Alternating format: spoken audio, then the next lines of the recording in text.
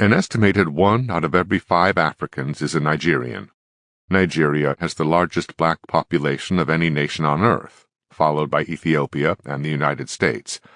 Like many African countries, Nigeria is composed of a variety of peoples with differing languages and religions, and as a nation is itself a creation of the colonial era. Its very name was suggested by a British journalist. The region of tropical West Africa that is now called Nigeria had a long and full history before the Europeans came. Iron was smelted in what is now Nigeria 5 centuries before Christ.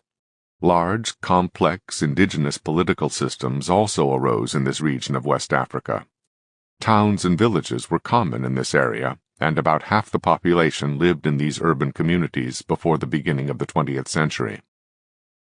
In the 19th century, Nigeria was a British sphere of influence, and, in the 20th century, a British colony until independence was achieved in 1960. Britain became involved in Nigeria in stages, through a long series of ad hoc decisions in response to local and international events.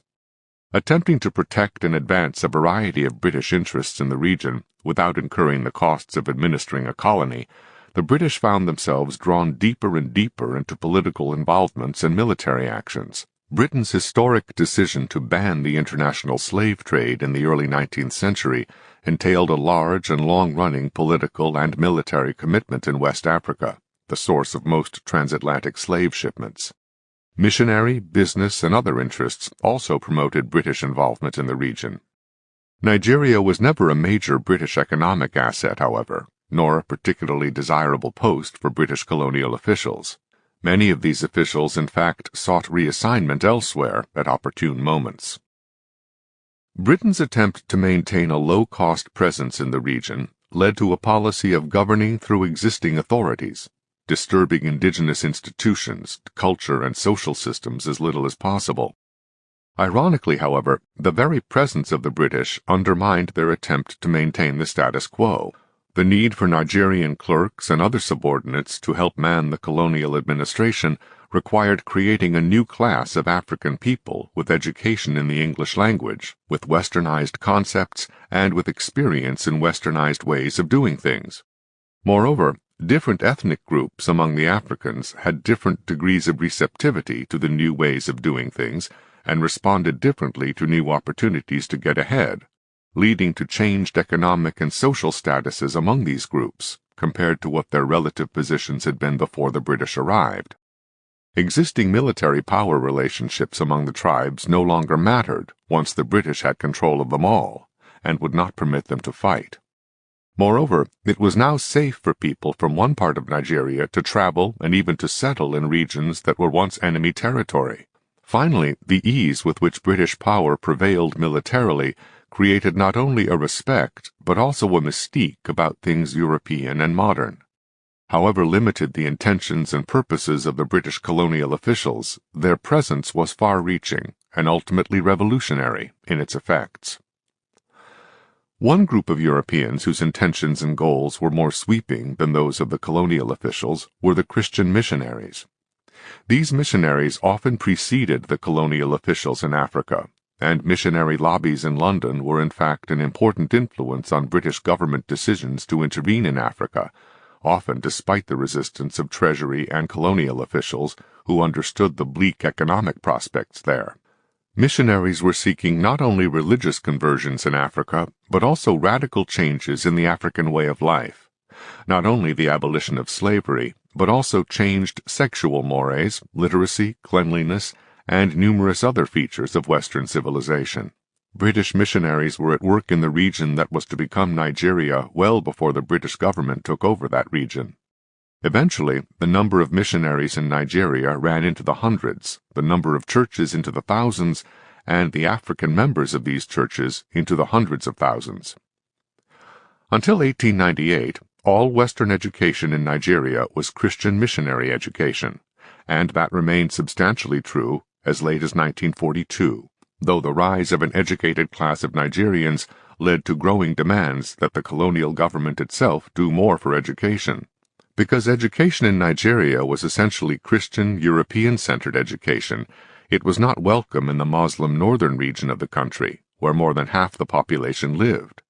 Missionary education was therefore concentrated in the southern regions, leading to large and lasting disparities in the educational levels of different tribes of Nigerians, with historic consequences for the economic, social, and political future of the country.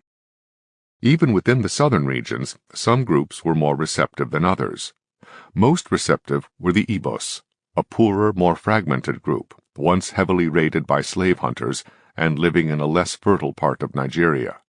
To the Igbos, Western education was a rare opportunity to be seized. The largest of the Nigerian groups, the Hausa Fulani tribes from the Muslim northern regions, constituted 28% of the population of the country around the middle of the 20th century. The next largest group, about 18% of the population, were the Igbos. The Yorubas from the southwestern region of the country were very similar in size, 17% of the population, but very different in history, economics, and culture, and also had the highest per capita income. There were and are innumerable other groups, living either in their own geographic enclaves or scattered through regions in which other tribes have been dominant. However, the term tribe, while used in Nigeria as elsewhere, is misleading insofar as it suggests isolated bands of people living in the wild.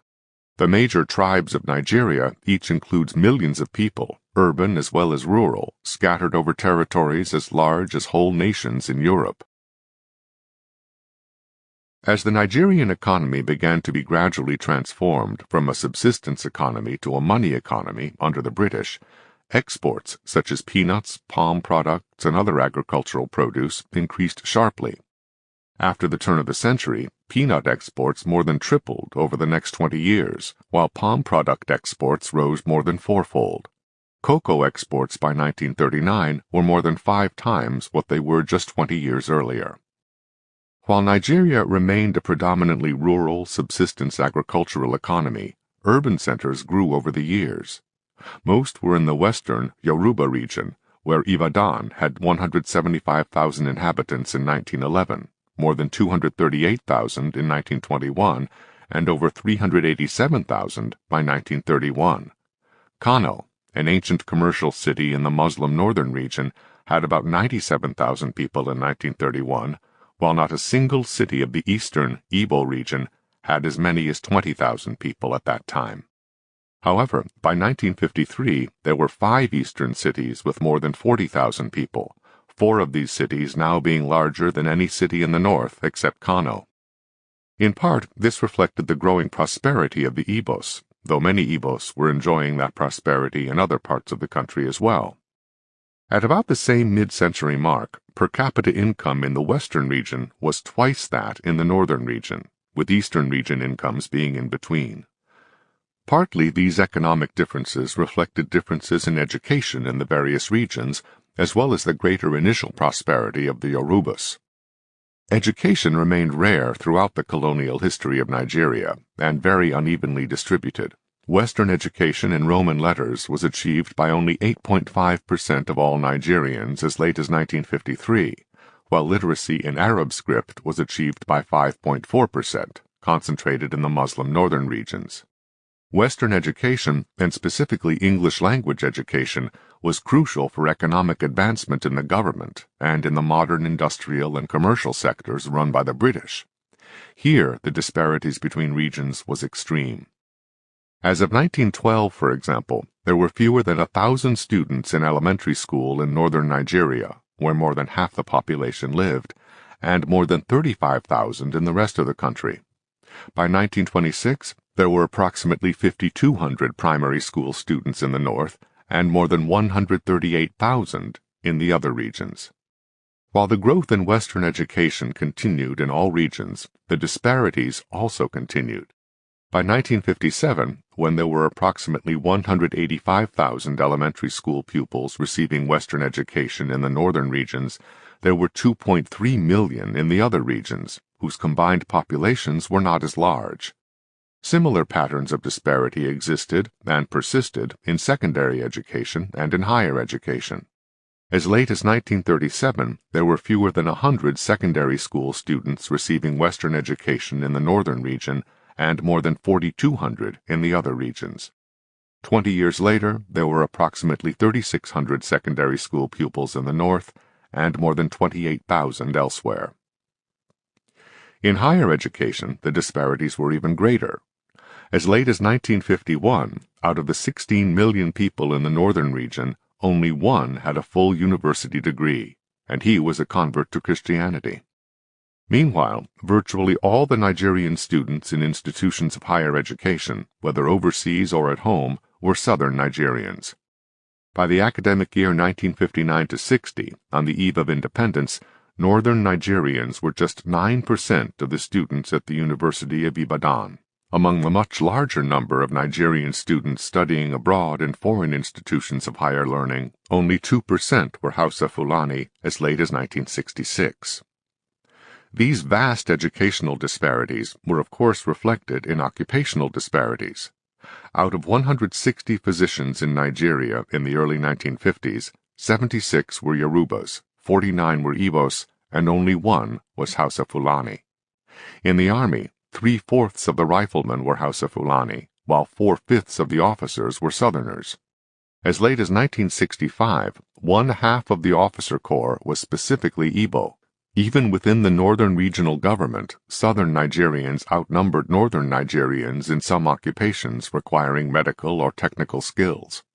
At lower levels as well, Igbos predominated in clerical and semi-skilled jobs in the postal service, banks, and the railway in northern Nigeria, and were also prominent as traders, artisans, merchants, and factory workers there.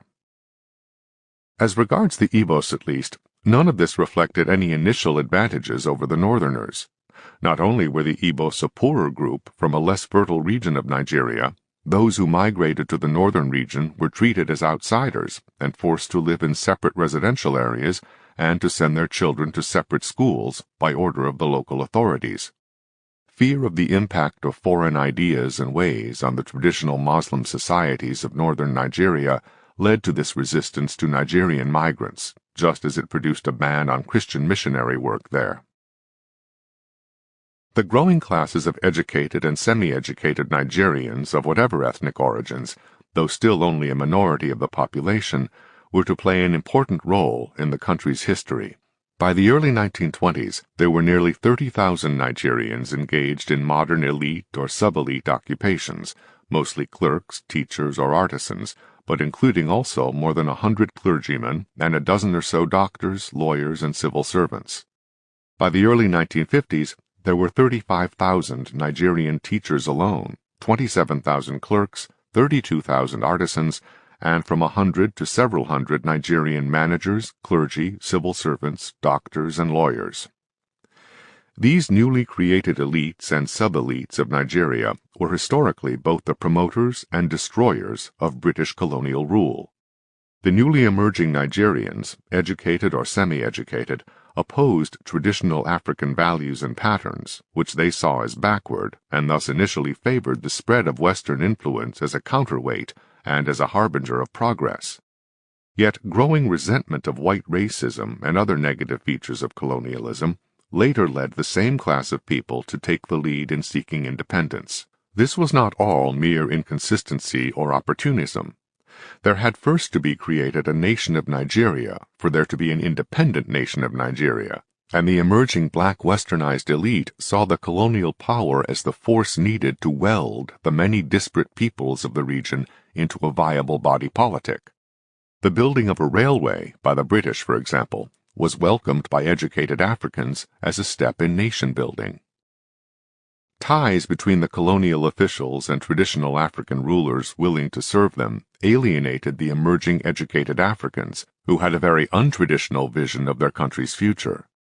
The growth of local political institutions modeled on Western democracy and the development of trade unions, especially during the 1940s, provided both the forum and the training ground for a new, westernized Nigerian political leadership. Eventually, this black leadership pressured and negotiated independence for Nigeria beginning in 1960.